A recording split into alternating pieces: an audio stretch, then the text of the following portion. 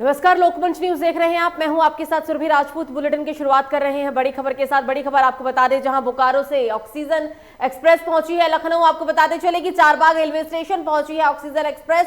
लखनऊ में ऑक्सीजन से मरीजों को मिलेगी मदद। राजधानी के अस्पतालों में थी ऑक्सीजन की कमी, तो बड़ी खबर बता रहे हैं, जहां तमाम देश के कोने कोने अस्पतालों से ऐसी खबर सामने आ रही है कि ऑक्सीजन की कमी की वजह से मरीज दम तोड़ रहे हैं। लेकिन सबसे अच्छी खबर सामने आई है। आपको बता दें कि बोकारो से ऑक्सीजन एक्सप्रेस राजधानी लखनऊ पहुंच चुकी है। चारबाग रेलवे स्टेशन पहुंची है ऑक्सीजन एक्सप्रेस। लखनऊ में ऑक्सीजन से मरीजों को काफी मदद भी मिलेगी। राजधानी के अस्पतालों में थी ऑक्सीजन की कमी।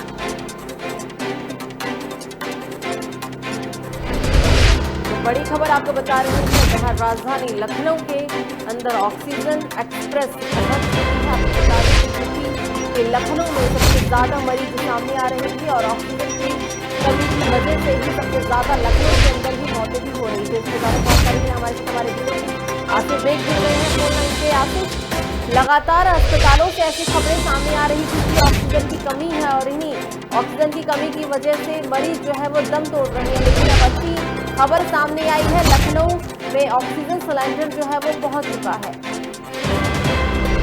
जी बिल्कुल, शुरू बता दूं कि लगातार जो है ऑक्सीजन की कमी के चलते जो है मौतों का सिलसिला लगातार बढ़ता ही जा रहा है। हॉस्पिटल में ऑक्सीजन की लगातार कमी हो रही है और जिसके चलते जो है जो मौत का आंकड़ा है दिन ब दिन बढ़ता ही जा रहा है। वही दूसरी तरफ जो है जो निजी हॉस्पिटल है और जो हॉस्पिटल है वह मरीज लेने से मना भी कर दे रहे हैं, क्योंकि उनके पास जो है ऑक्सीजन की उपलब्धता नहीं थी। लेकिन यूपी सरकार भी लगातार जो है मरीजों के इलाज के लिए लगातार जो है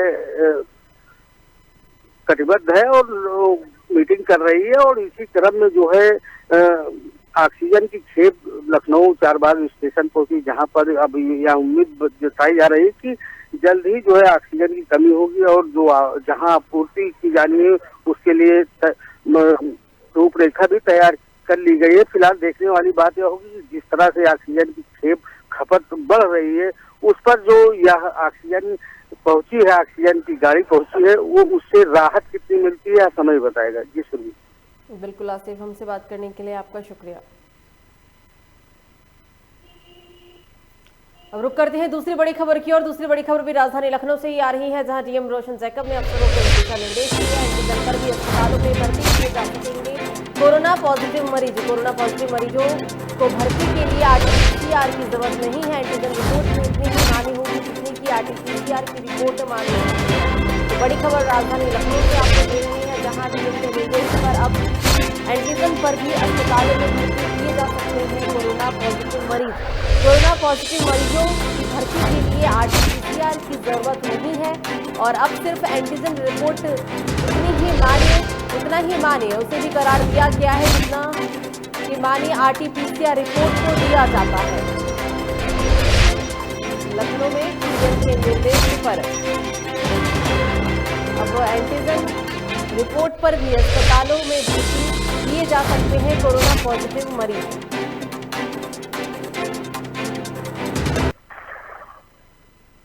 तो बड़ी खबर राजधानी लखनऊ से एक और, जहां सीएम योगी ने ऑक्सीजन मॉनिटरिंग सिस्टम का किया उद्घाटन। एसीएस होम अवनीश अवस्थी ने 3 डीसीपी तैनात किए हैं। आपको बता दें कि डीएसपी करेंगे 24 घंटे मॉनिटरिंग। तो बड़ी खबर राजधानी लखनऊ से आपको दे रहे हैं, जहां सीएम योगी ने ऑक्सीजन मॉनिटरिंग सिस्टम का उद्घाटन किया है। एसीएस होम अवनीश अवस्थी ने 3 डीएसपी तैनात किए हैं और तीनों डीएसपी जो है वो 24 घंटे मॉनिटरिंग करते रहेंगे।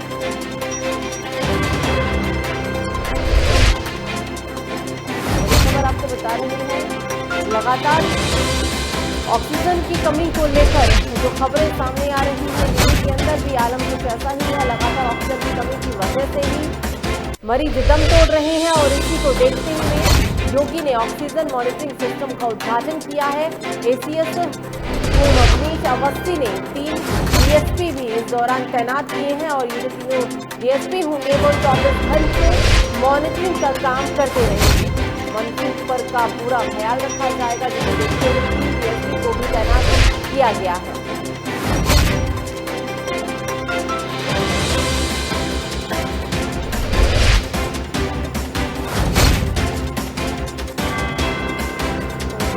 बड़ी खबर आपको बता रहे हैं, जहां यूपी के सचिव गृह का तबादला हुआ है और इस पर ज्यादा जानकारी के लिए हमारे साथ हमारे ब्यूरो चीफ जुड़ गए हैं फोन लाइन पे।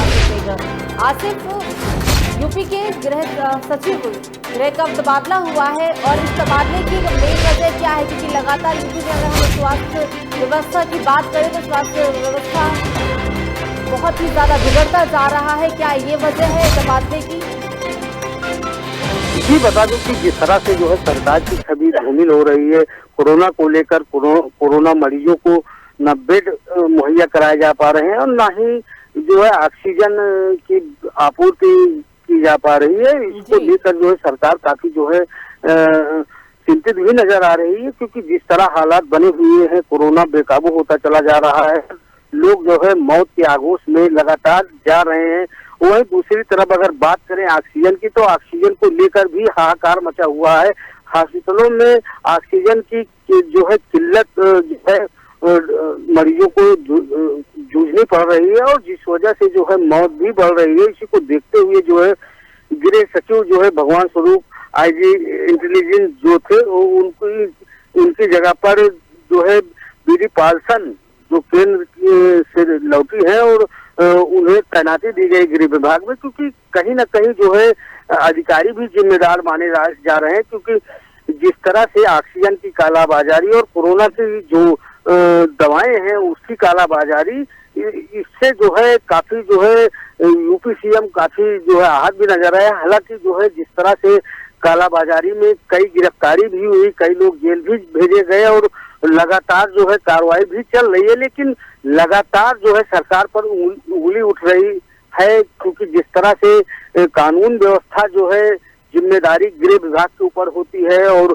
जो मातहत अधिकारी होते हैं, जिला अधिकारी होते हैं, कमिश्नर होते हैं और मंडलायुक्त होते हैं और साथ ही साथ जो है जो एसपी और डीसीपी होते हैं, इनकी भी जिम्मेदारी गृह विभाग पर होती है, लेकिन इन सब मामलों में लगातार फेल होते दिख रहे थे सचिव। और माना यह भी जा रहा है कि जिस तरह से स्थिति गंभीर बनी हुई है, कहीं वो जो आक्रोशित भीड़ है उग्र न हो जाए और कानून व्यवस्था के लिए खतरा न बन जाए, इसके लिए भी जो है सरकार तैयारी कर रही है और यह तबादला जो है जो नई तैनाती दी गई है, इसी का भी। बिल्कुल आसिफ, हमसे बात करने के लिए आपका आसिफ शुक्रिया। आपको बता दें कि यूपी के सचिव गृह का तबादला हुआ है, गृह सचिव भगवान स्वरूप का ट्रांसफर हुआ है। भगवान स्वरूप बनाए गए हैं आईजी इंटेलिजेंस। हाल ही में भगवान स्वरूप कोरोना संक्रमित भी पाए गए थे। अब रुक कर थे अगली बड़ी खबर की, और अगली बड़ी खबर भी राजधानी लखनऊ से ही आ रही है, जहां कोरोना का कोहराम लगातार जारी है। बीजेपी विधायक सुरेश चंद्र श्रीवास्तव का कोरोना से निधन हुआ है। रक्षा मंत्री राजनाथ सिंह ने विधायक के निधन पर दुख जताया है। तो बड़ी खबर बता रहे हैं आपको, जहां बीजेपी विधायक का कोरोना संक्रमण की वजह से निधन हुआ है। क्या आम क्या खास, कोरोना कहर की वजह से पूरा देश इस वक्त पूरे देश में इस वक्त कोहराम मचा हुआ है और इसी कड़ी में कोरोना की वजह से बीजेपी विधायक सुरेश चंद्र श्रीवास्तव का निधन हुआ है, जिसके बाद रक्षा मंत्री राजनाथ सिंह ने विधायक के निधन पर दुख जताया है।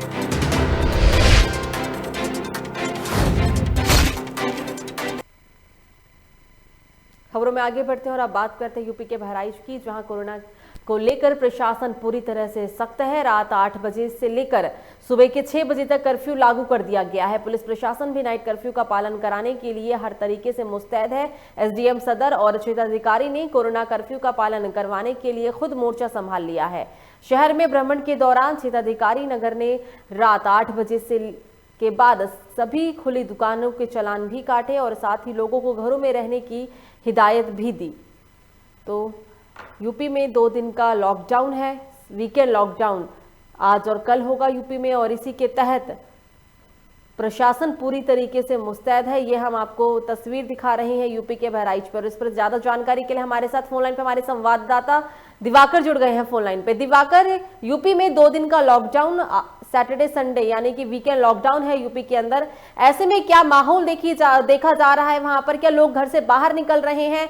अगर ऐसे लोगों को से निपटने के लिए प्रशासन भी किस तरीके से मुस्तैद है? दिवाकर,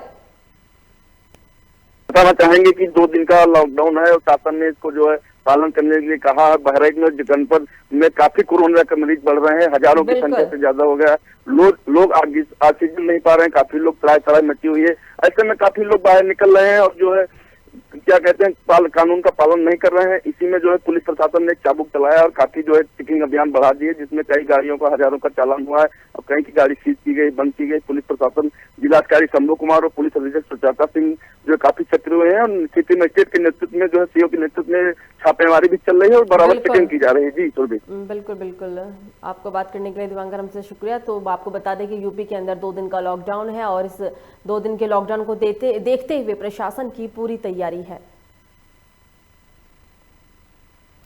यूपी में कोरोना मरीजों में लगातार इजाफा देखने को मिल रहा है। जिला अस्पताल में बनाए गए कोविड अस्पताल में ना ही ऑक्सीजन का इंतजाम है और ना ही मरीजों को पीने की ही पानी की व्यवस्था की गई है, जिसकी वजह से मरीजों का इलाज ठीक से नहीं हो पा रहा है। अस्पताल के बाहर मरीज के परिजन जान बचाने के लिए डॉक्टरों से गुहार लगा रहे हैं और इन्हीं बद इंतजामी के चलते रोजाना किसी न किसी मरीज की मौत हो रही है।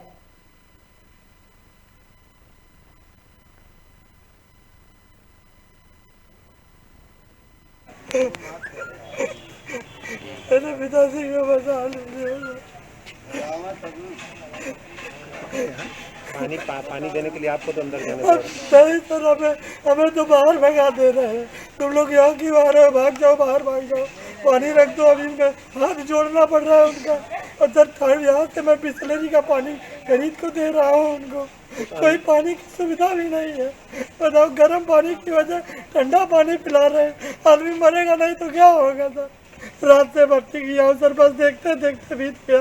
रात में कोई नहीं था, बस एक आदमी कंपाउंडर था तो बोलता था, तो बोला कुछ नहीं है यहाँ पे कुछ सुविधा नहीं है सर। रात को मैटर मतलब उनको सांस में तकलीफ हुआ, हम लोग यहाँ लेके आए और यहाँ लाने के बाद चेक किया गया। जब रिपोर्ट नेगेटिव आई कि आप मतलब कुछ है ही नहीं इनको, तो रिपोर्ट नेगेटिव आई। उसके बाद हम लोग एडमिट रखे थे। दूसरे दिन फिर जब सांस फूलने लगा, सांस फूलने की वजह से मतलब बोला गया कि हाँ ऑक्सीजन दो। यहाँ पे सीधा साफ शब्दों में मना किया जा रहा है कि हमारे पास ऑक्सीजन का बाटला है ही नहीं, सब खत्म हो चुका है। सांस में तकलीफ हो रही थी, ऑक्सीजन ना मिलने की वजह से डेथ हुआ।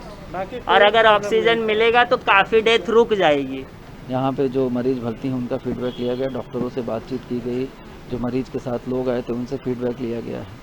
तो यहाँ पे संसाधन की कोई कमी नहीं बताई गई है। ऑक्सीजन हमारे पास पर्याप्त है, दवाइयाँ भी पर्याप्त हैं। अब थोड़ा सा क्रिटिकल स्टेज में मरीज आ रहे हैं और उनमें थोड़ा सा समस्या आ रही है, तो वो उसको हमारे डॉक्टर्स अपने हिसाब से हैंडल कर रहे हैं। हम लोग लगातार नज़र बनाए हुए हैं और जो भी क्रिटिकल पेशेंट्स आ रहे हैं उनको हैंडल किया जाए। सर, ऑक्सीजन की कमी खबरों में आगे बढ़ते हैं और अब बात करते हैं यूपी के मैनपुरी की, जहां भूपेंद्र कठोरिया देर शाम अपने 2 साल के बेटे आर्यन को खिलाने के लिए भैरव मंदिर परिसर के पार्क में गए थे, जहां पर अनिल और उसके बेटे मोनू ने भूपेंद्र को जाति सूचक गोलियां देने लगा। इस दौरान झगड़ा इतना बढ़ गया कि आरोपी ने तमंचे से भूपेंद्र पर गोली चला दी। गोली की आवाज सुनकर लोगों ने पुलिस को इस बात की सूचना दी, जिसके बाद घायल युवक को जिला अस्पताल में भर्ती कराया गया। तो वहीं सीओ सिटी अभय नारायण राय ने आरोपियों की तलाश करने के आदेश दे दिए हैं।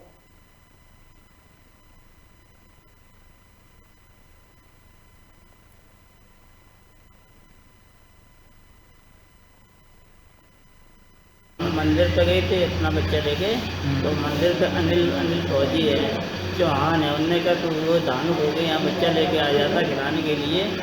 तो इतने वो बोला अपने बच्चे से मोनू से, या तमंचा लेके आया। वो दोनों तमंचा निकाल रहे, दोनों फायर गए थे, एक हाथ में लगी, एक बचा गई गोली हमें। और भी कभी कोई पहले विवाद किया है? कोई कुछ नहीं, हमारी कोई रंजिश ही नहीं था। ये अभी सायंकाल की घटना है। औड़न्य में एक मंदिर है, वहाँ पर मंदिर परिसर में ही एक दुकान है, शॉपकीपर है, और एक दूसरा व्यक्ति वहाँ पर पहुँचता है अपने बच्चे को लेकर के। इस दौरान उन लोगों के द्वारा इनको मना किया जाता है या कुछ अपना उनसे बातचीत की जाती है। उसी दौरान हॉट टॉक हुआ और इसमें वो तमंचा निकाल करके इस पर फायर किए, जिससे इसके बाह में चोट लगी हुई है, गोली लगी हुई है। यहाँ पर प्राथमिक उपचार करने के पश्चात डॉक्टर के द्वारा इनको सैफई रेफर किया जा रहा है। सूचना प्राप्त हुई है, तहरीर जैसे ही मिलती है लेकर के अग्रेसर कार्रवाई की। तो इस बीच बुलेटिन में एक बड़ी खबर आ रही है, आपको बता दें बड़ी खबर प्रतापगढ़ से, जहां घर पर चढ़कर दबंगों ने ताबड़तोड़ फायरिंग की है। प्रधानी का चुनाव लड़ने से खासा दबंगों ने जमकर फायरिंग की है। पंचायत चुनाव की रंजिश में प्रधान प्रत्याशी वरुण तिवारी पर ताबड़तोड़ फायरिंग, गंभीर हालत में जिला अस्पताल में भर्ती कराया गया। जिसके बाद प्रयागराज रेफर कर दिया गया है। विपक्षी प्रधान पद के उम्मीदवार नन्हीलाल वर्मा और उसके बेटों पर फायरिंग का आरोप। लालगंज कोतवाली के हरिदारी गांव की पूरी घटना है। तो बड़ी खबर आपको यूपी के प्रतापगढ़ से बता रहे हैं। प्रतापगढ़ में घर पर चढ़कर दबंगों ने जमकर फायरिंग की है। प्रधानी चुनाव को लेकर फायरिंग की गई है। आपको बता दें कि इस दौरान घायल युवक को जिला अस्पताल में भर्ती कराया गया, लेकिन हालत गंभीर देखते हुए डॉक्टरों ने प्रयागराज रेफर कर दिया है। विपक्षी प्रधान पद के उम्मीदवार नन्हीलाल वर्मा और उसके बेटों पर फायरिंग का आरोप लगा है। लालगंज कोतवाली के हदिराही गांव की पूरी घटना है ये।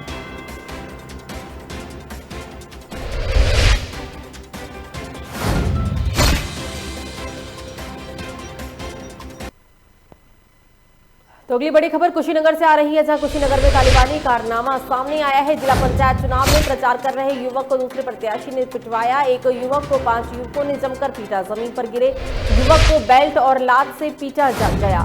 मिन्नत करने के बाद भी युवक की पिटाई करते रहे दबंग युवक। युवकों की पिटाई का वीडियो जमकर सोशल मीडिया पे वायरल। पथहेवरा थाने के रहस्य सोनामी पत्थी का पूरा मामला। तो बड़ी खबर आपको दिखा रहे हैं कुशीनगर से, जहां तालिबानी करतूत युवक की देखने को मिली है। एक युवक को 5 लोगों ने जमकर पीटा है।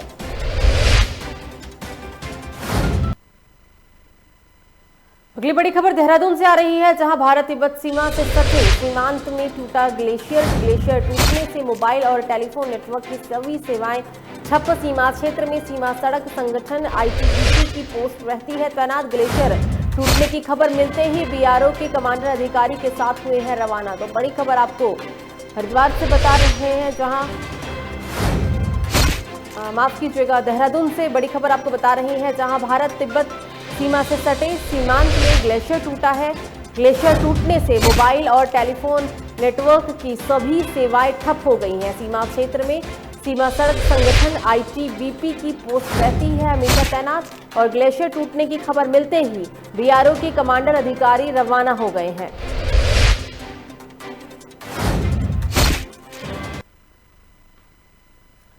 खबरों में आगे बढ़ते हैं। अब उम्मीदों से भरी उड़ान का नजारा इंदौर एयरपोर्ट पर देखने को मिला, जब भारतीय वायुसेना के एयरक्राफ्ट के माध्यम से देर शाम को ऑक्सीजन टैंकर जामनगर के लिए रवाना हुआ।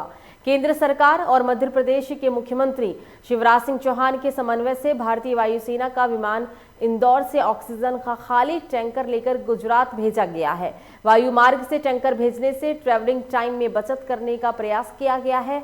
भारतीय वायुसेना का C-17 एयरक्राफ्ट आज इंदौर एयरपोर्ट पर उतरा और यहां से तकरीबन 30 मेट्रिक टन क्षमता का खाली ऑक्सीजन टैंकर लेकर जामनगर के लिए रवाना हुआ। वहां से ये टैंकर सड़क मार्ग से इंदौर वापस आएगा।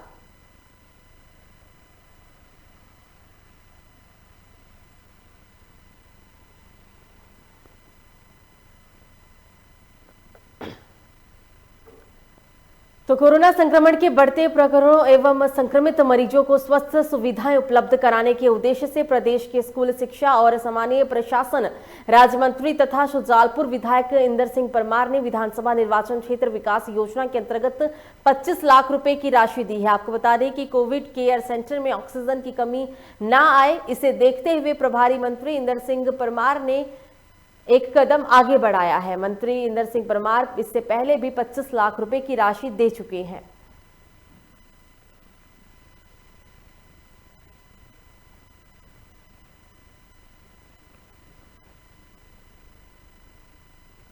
तो खबर जबलपुर से, जहां कोरोना महामारी में ऑक्सीजन की कमी से लोगों की मौत का आंकड़ा रुकने का नाम नहीं ले रहा है। गैलेक्सी अस्पताल में ऑक्सीजन समय से नहीं मिलने से 5 कोरोना संक्रमित मरीजों की दर्दनाक मौत हो गई, जिसके बाद मामले की शिकायत लेकर कांग्रेस पूर्व कैबिनेट मंत्री और विधायक कलेक्टर कार्यालय पहुंचे और वहां अव्यवस्थाओं के विरोध में धरने पर बैठ गए, जिसके बाद कलेक्टर ने मामले में कार्रवाई करने के आदेश दिए हैं।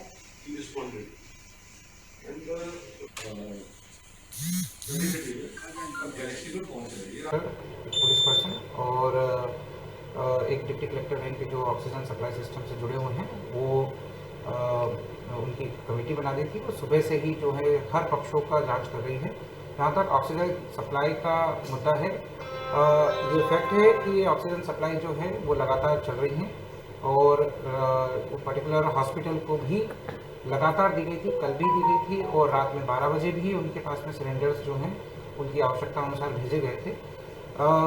कारण क्या रहा है इस संबंध में जांच कमेटी गहन जांच कर रही है और जो जांच समिति निर्णय देगी उसके आधार पर अग्रिम कार्रवाई। हमारे साथी पूर्व मंत्री लखन गंगोरिया जी, विधायक विनय सक्सेना जी, कांग्रेस अध्यक्ष दिनेश यादव जी, जगत बहादुर सिंह जी, कांग्रेस परिवार के बहुत सारे लोग, हम सब ने उनको ये विश्वास दिलाया है कि आप काम ऐसा करें।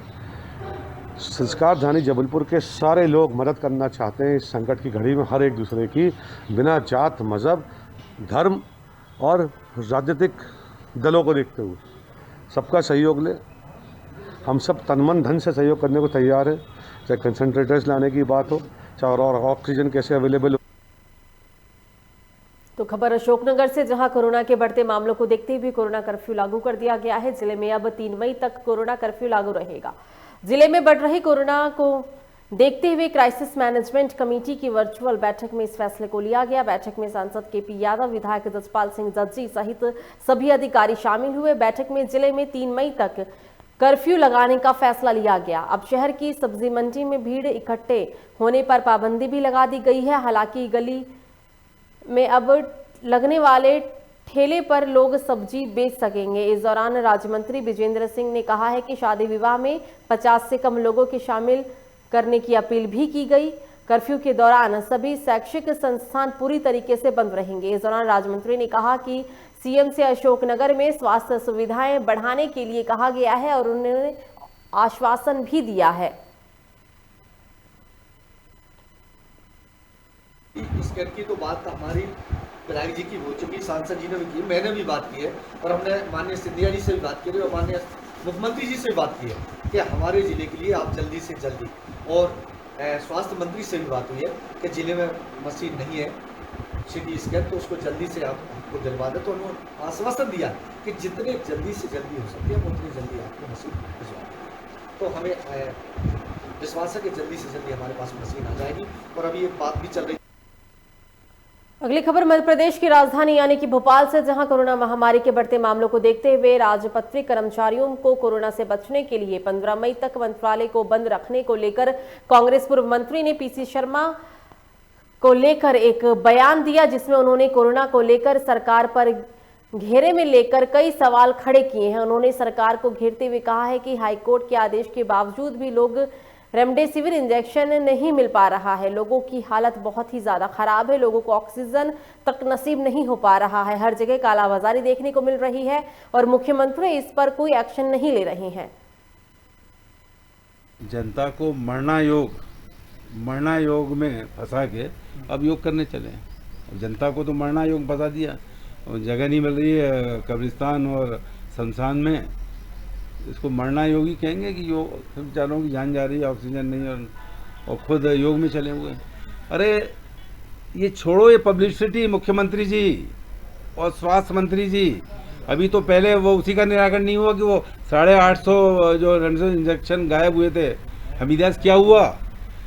समाचार पत्रों में छप रहा है कि बड़े बड़े लोग उसमें इन्वॉल्व हैं, उन्होंने रख लिए और उनको बांट रहे हैं खुद अपने लेवल पे।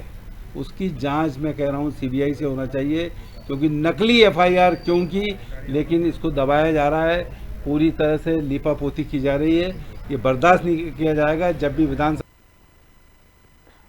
तो रीवा कलेक्टर डॉक्टर इलैया राजाठी ने मीडिया को जानकारी देते हुए कहा कि रीवा के संजय गांधी अस्पताल में अचानक 5 मिनट के लिए बिजली अचानक चली गई थी, जिसके बाद मरीज के परिजन ने वीडियो बनाकर सोशल मीडिया पर वायरल कर दिया। उन्होंने ये भी कहा कि इस दौरान लाइट बंद होने से ऑक्सीजन की सप्लाई की कोई भी खबर नहीं आई है और ऑक्सीजन की सप्लाई रुकने की वजह से किसी भी मरीज की मौत नहीं हुई है, लेकिन बावजूद इसके सोशल मीडिया पर वीडियो को वायरल कर दिया गया।